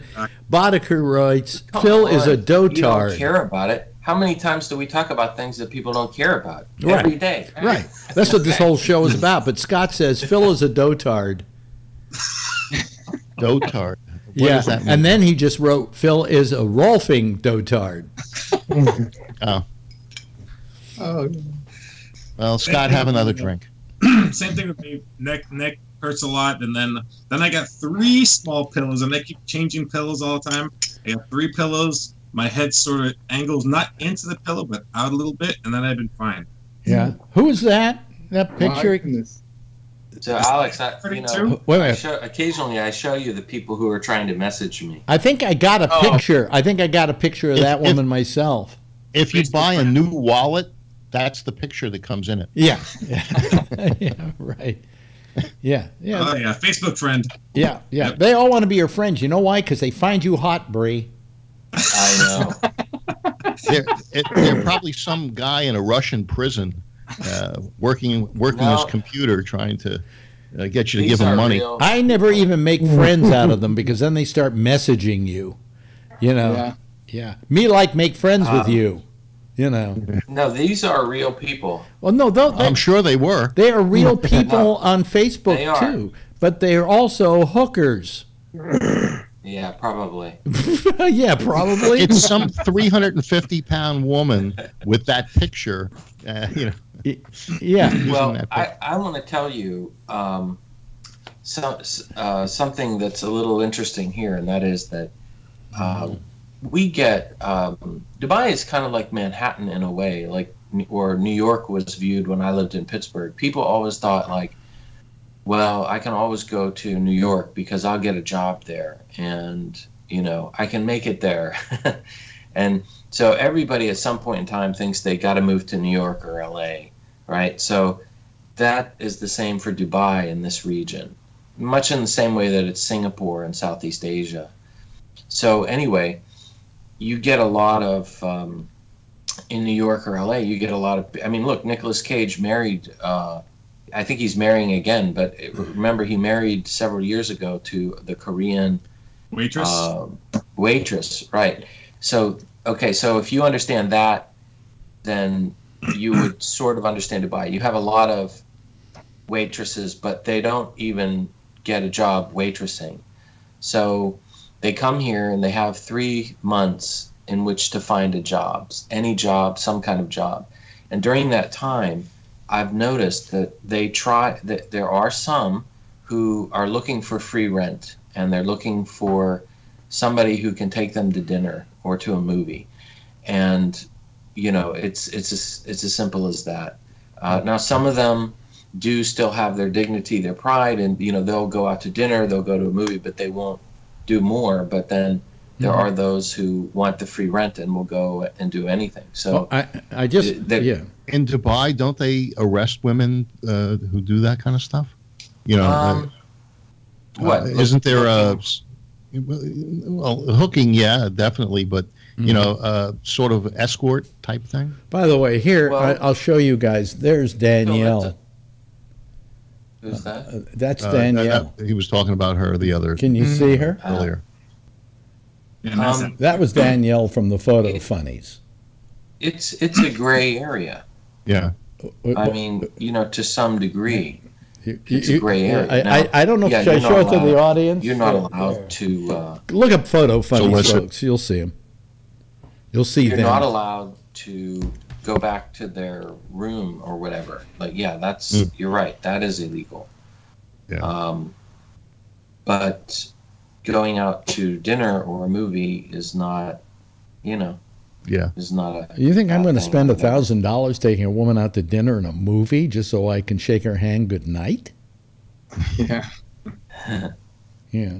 Well, what Bree is saying that these women just want a dinner and a movie. Really? You really think that? You really think that? Well, that's what he said. Well, that's what they're saying. It's a range, Alex. There's a lot of people out there in the world. you know? Well, no, I had a friend who used to like to go to the Moonlight, me to take him to the Moonlight Bunny Ranch so he could go hire a woman for $7.50 an hour so he could just talk to her while she was naked. You know, everybody has a different thing they like to do or want or whatever, you know. Yeah. Are those brothels still open? You know, I haven't checked. Dennis I haven't checked. It's funny you should mention it because I was thinking today about Dennis, and I was thinking about whether, you know, the brothel, the Moonlight Bunny Ranch, is still open. You know, I think that it probably still is. Yeah. You know, I mean, Lamar Odom ended up passed out. Was it one of those places? What? Lamar Odom. He had his little medical incident, at one of not at the Moonlight Bunny Ranch, but another one of Dennis Hoff's establishments. Yeah, the one that's right outside of Vegas. I don't know what it's called, but yeah, no. And then out of a clear blue sky, he was running for, what was it? State Senate. And he won. State Senate. He won after he died. He won after he died. Yeah, that's how stupid the Republicans are. And he won the nomination. I think that was for the nomination. No, he won the seat. Oh, he won the seat. And the governor, I think, appointed somebody to take his place. Yeah, yeah. He beat the Democrat. Mm-hmm. Yeah, but it killed him. I can't believe it. You know, I mean, I knew Dennis. I loved Dennis. Dennis was a good friend of mine, good friend to me. You know, I didn't talk to him much last year, a couple of years of his life, but he was very good to me and a good friend. And, but I would never vote for the guy. You know, I would never vote for him. That's because you're a never Trumper. No, it didn't have anything to do with Trump. It had to do with that I knew Dennis and his abilities. Yeah. Yeah. Well, he could run 5 brothels and keep those women in line. Well, I mean, he must be able to do something. You know, you would think that's the perfect politician. I guess. You know. What have you? You know. Would he have a couple hundred employees between the 5 places? I have no idea, to tell you the damn truth. Yeah. But you know, I'd still like to find that photograph that was taken of me at his party. I'm going to go put some Tiger Balm on my neck. Yeah. Cervical pillow. I still remember that picture taken of me at the Moonlight Bunny Ranch, and I wish I had a copy of it, of me standing between Joey Buttafuoco and what's his name, who got his dick cut off. I forgot Bobbitt. John Wayne Bobbitt. And there you could probably the photographer comes along and says, "You mind if I take a picture?" And I'm going, "Huh?" And click, and I'm looking on either side of me, and on one side is John Wayne Bobbitt, and the other side of me is Joey Buttafuoco, and I'm going, so my life has come to this. You could probably write their publicists, either or both, and see if they have that photo. I should ask, because I would love to put it up and just say the worst moment of my life. You know, the bottom of my career. Here I am. You know. Well, it's the 3 Bs: Buttafuoco, Bobbitt, and Bennett. The only thing was missing is that Ron Jeremy was standing near us, but he wasn't in the picture. Yeah. You know. Yeah. So. Yeah. The 3 Bs. Yeah. But no, I really liked Dennis, you know, but I would never have voted for him, just because not because he disagrees with my politics or he's against my politics, but because I just know his abilities, and his ability is being a pimp. Yeah, well, then he's the perfect politician. You keep showing us that picture. I think that's your favorite, right?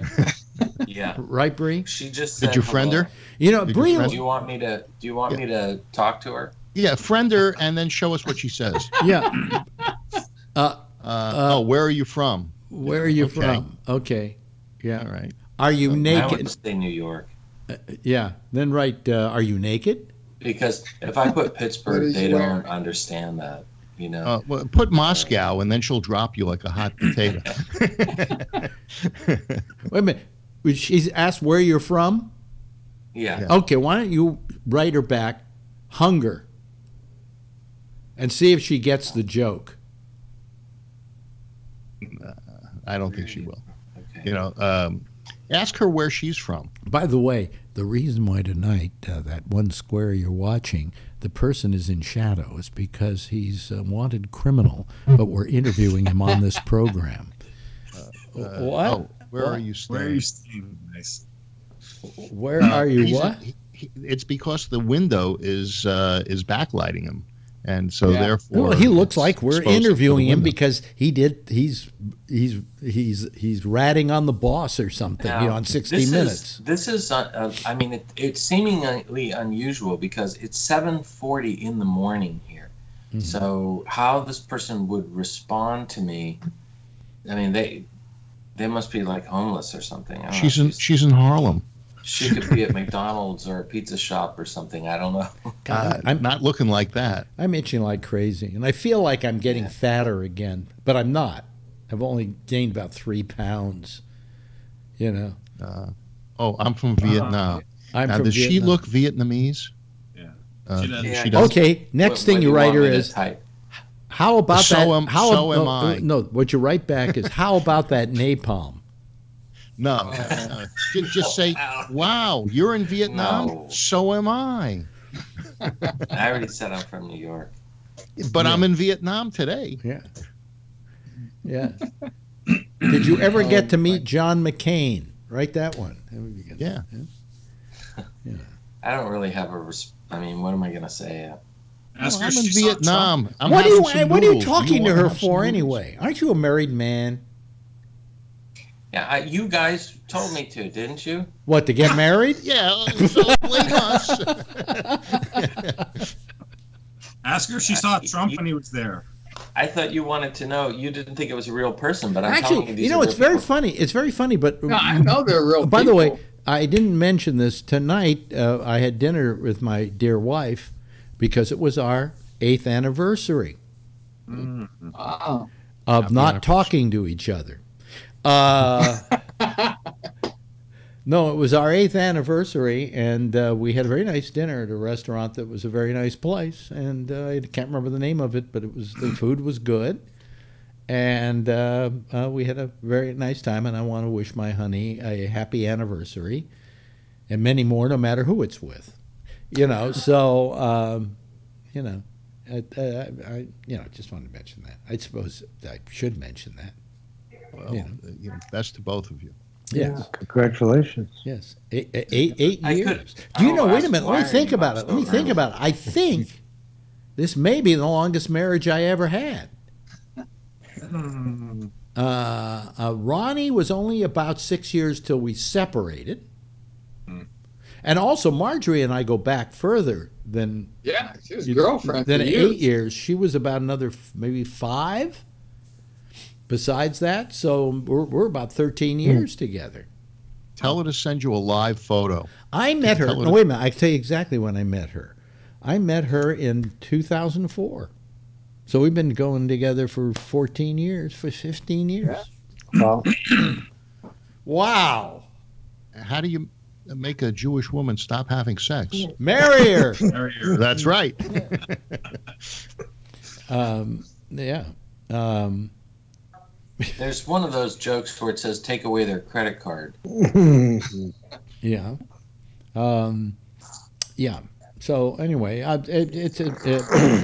so we were married for. It was like I was talking to Ronnie tonight on the Ronnie portion of our program that at our age, divorce isn't even a question.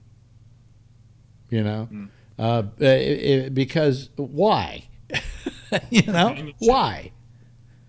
You're going to go run off with some other guy? You're going to run off with some other woman? No. We're getting too old for that. Don't they say like the 3 phases is lust? The first marriage is lust, then the second is love, and then companionship. Yeah, It's usually I think that says it. I think, but I think companionship may be. This is probably the most successful marriage I've had. You know, when I talk about reasons for getting married, and I Well, can't you even settled down finally. Huh? You settled down finally. Well, I had no other choice. No fuck you money. Age made me settle down. Yeah. You know. And I feel I spent so many of my years embarrassing myself. And by that I mean that when you're out chasing women, you will do the most embarrassing things to get laid. You will. It's a TV show. I remember the one time I wouldn't. The one time I was very proud of myself was the time that I was seeing this woman for dinner, and I said, "You want to go back to my place?" And she said, "Yeah, sure."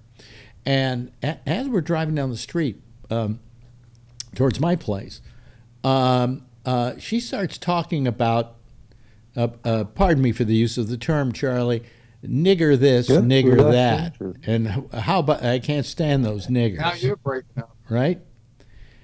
I'm breaking up? Skype editing and censoring Alex in real time? No, really? Really? I'm breaking up?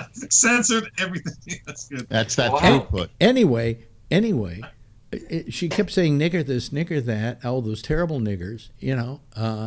And we're driving down the Bowery. Now, I don't know if you know the Bowery in New York City, but it is maybe at that time was the most disgusting street you could drive down because there are people at every street corner trying to clean your window with a dirty rag. All right? And I'm thinking to myself, you know, I just can't stand the way this woman is acting. This is just absolutely terrible. On the other hand, there's the devil on my shoulder here saying, you want to get laid, don't you? You want to get laid. It's a sure thing. You want to get laid. And the angel on the other side is going, you better think twice about this. Not a good idea to take her back to your place. And finally, I just made the decision that made me very proud of myself. I stopped the car at an intersection. I opened the door and said, get the fuck out of my car. And I left her in the middle of the Bowery with all the bums. And drove away and said to myself, proudest day of my life. Finally, I made myself. I made a decision. I made a decision that wasn't ruled by my dick. You know?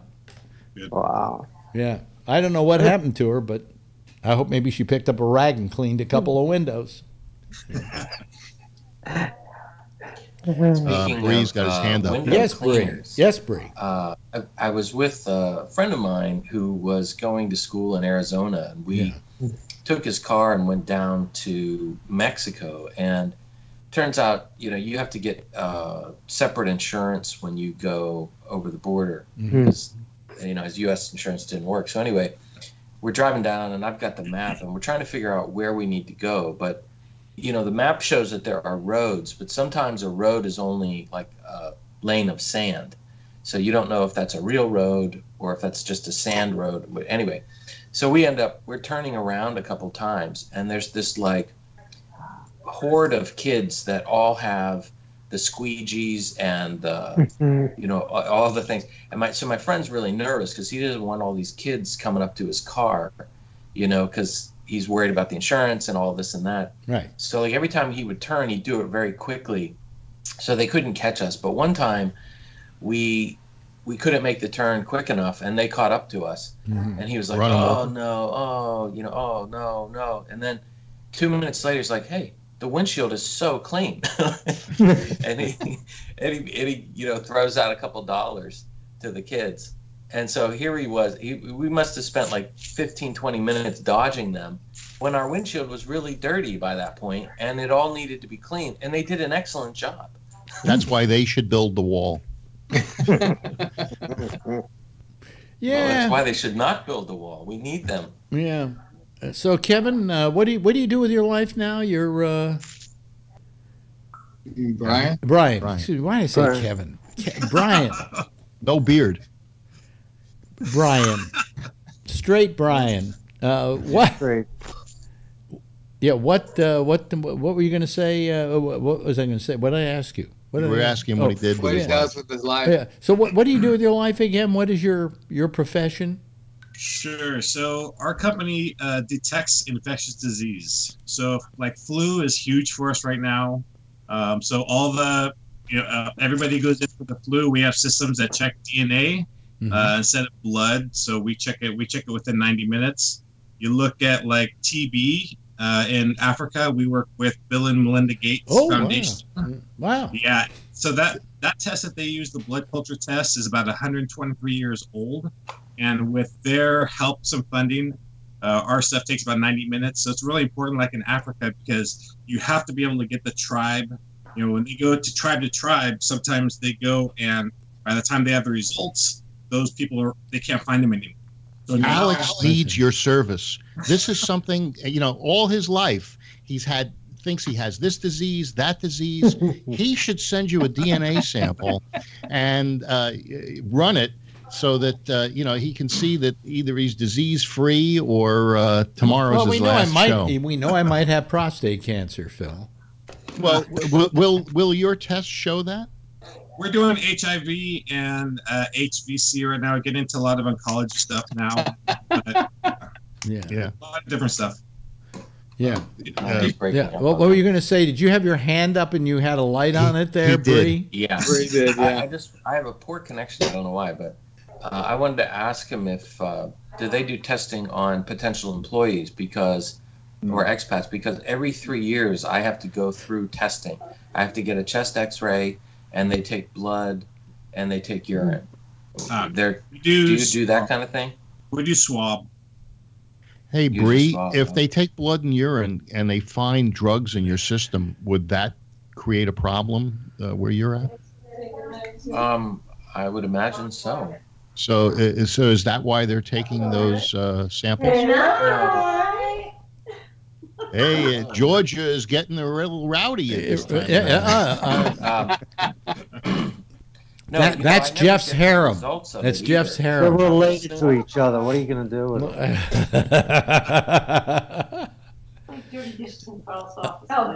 I think you ladies ought to go to bed.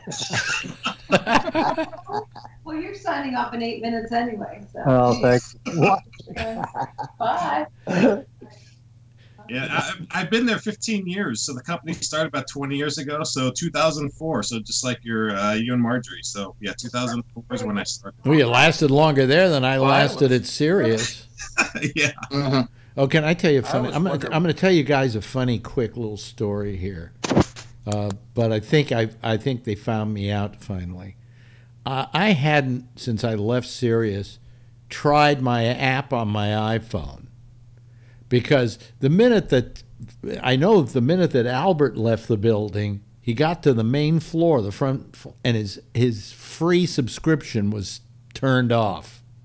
Okay, I tried mine. Guess what? Still works. It still works. Wow. Yeah. I've got it working on Alex. the Alexa. I've got it working on the iPhone. But the thing was, I tried it today. All of them still work as long as I haven't logged out of them. But I logged out of the online. I logged out of the online version, and it won't let me sign back in. Now I don't know if somehow I changed the password to a word that I don't remember now or whatever. But it's still working on my iPad. There's only one problem with it. You only get one show, Joel Osteen. Yeah, right. I get Joel Osteen. right. I have no reason to want Alex, to. there's your car. A serious boombox that works. It still works. Is that a Bear Ritz? Yeah, 1957 Cadillac, chopped, and a bunch of stuff. So cars are my passion, but I got to work to have the money for the cars. So. Wow. Yeah. Now, are you married? No. Married, divorced, but now with girlfriend for about 5 years, and we have a child together. And she has two from before, so like the new blended family. But why haven't you gotten married? Just figure. We both have been married before and said we're not ready right now. So. Now, do you show your car? Oh yeah, with John. John DiAgostino. Big shows, and I've built a 1940 Cadillac LaSalle that was on the cover of a bunch of magazines. Oh, wow. And built a 1934 Cadillac right now. Very nice. So, Sure, a Cadillac man. yes. Yeah. Oh, yeah. wow. Uh-huh. Oh, my God, you are committed. That's it. Only one. I know you guys talked about tattoos before, but that's the only one. Well, you know, if you get a tattoo that's meaningful to you, like I met a woman at the Olympics in Atlanta who had won the Olympics the time before, and on her ankle she had the rings, the Olympic rings the Olympic tattooed. rings. And I said to myself, you know, when she's an old lady, that will mean something to her. You know, and with you and Cadillacs, when you're an old man, that'll mean something to you. Yeah. You know, the Olympic committee doesn't allow people to use that symbol because it's a license of the Olympics. That's what if right. they make her take it off? Well, I have no idea, but she won a gold medal, so I guess they figured, I remember early Lay off of years her. the Audi used to use those rings as their symbol, and they had to change it because I think they changed it to Olympic 4 committee. rings or something like that. Yeah, now it's 4 rings, but it used to be look just like the Olympics. Yeah. I remember when that happened. Yeah. Yeah. Yeah. Yeah. Well, you know, there are a lot of things that are protected by law, and that happens to be one of them. You know, did you know Smokey the Bear is protected by an act of Congress? That you can't do a parody of Smokey the Bear without Congress coming after you? Did you know that? Yeah. Well, Congress go after anybody. They're certainly going after Trump. You know. Yeah, but they have good reason. Yeah, because he's What did innocent. Smokey the Bear ever do to anybody?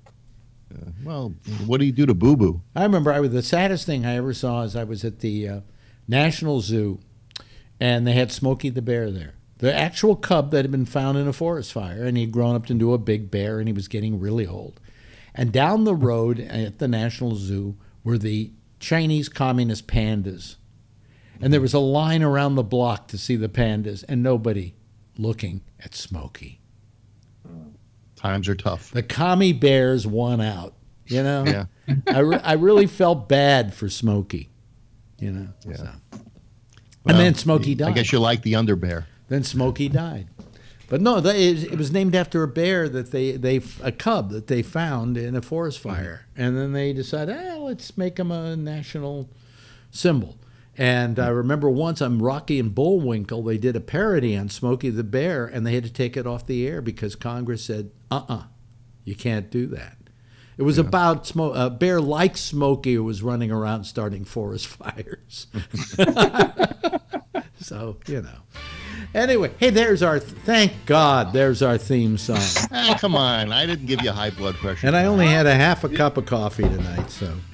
Nice calm. Okay. Hey, listen, it's been a lot of fun, but then again, I lie like that all the time. Scott Boddicker says, F serious. Yeah, well, you know, they haven't forgotten me. Anyway, Phil, thank you so much. We haven't really talked much about Trump. I know you started to try, but we wouldn't let you. Because you couldn't defend it. Jeff, you coming back from Georgia soon? I sure will. I'm leaving tomorrow. Oh, good. I'm very happy about that. Bree, always good talking to you, Bree. Always like having you on the show. Charlie, great to have you here. You've gone from being Where's Charlie to a regular. And that's what happens when people aren't getting laid. So I'm so happy for me. And, of course, Brian, come back and see us more, will you? I don't know how you stay. Time will be a charm. I don't know how you stay friends with Phil, but you know. Well, it's Facebook friends, but you know we chatted. Yeah, we have some. Well, just make sure he knows how to get on. I mean, I think now you will get on because you are listed. Anyway, hey, listen, everybody, give a big wave goodbye because it's time to say goodbye to the audience out there. Boy, you all look enthusiastic with that wave. This is the way you should do it, like that, you know. Okay, that's our our citizen panel for tonight. Let me hang up on those folks. Let me see here. There we go. And I have to get it ready because the intersection is next over most of this same little outfit. called Gabnet, and then tomorrow night, 9:30, it's The Exchange with Damian Chaplin, and that will be closely followed at 10 o'clock by me. Same time, same station in life at 10 o'clock Eastern Time. And if you see her, tell her I love her, okay? Bye-bye, everybody.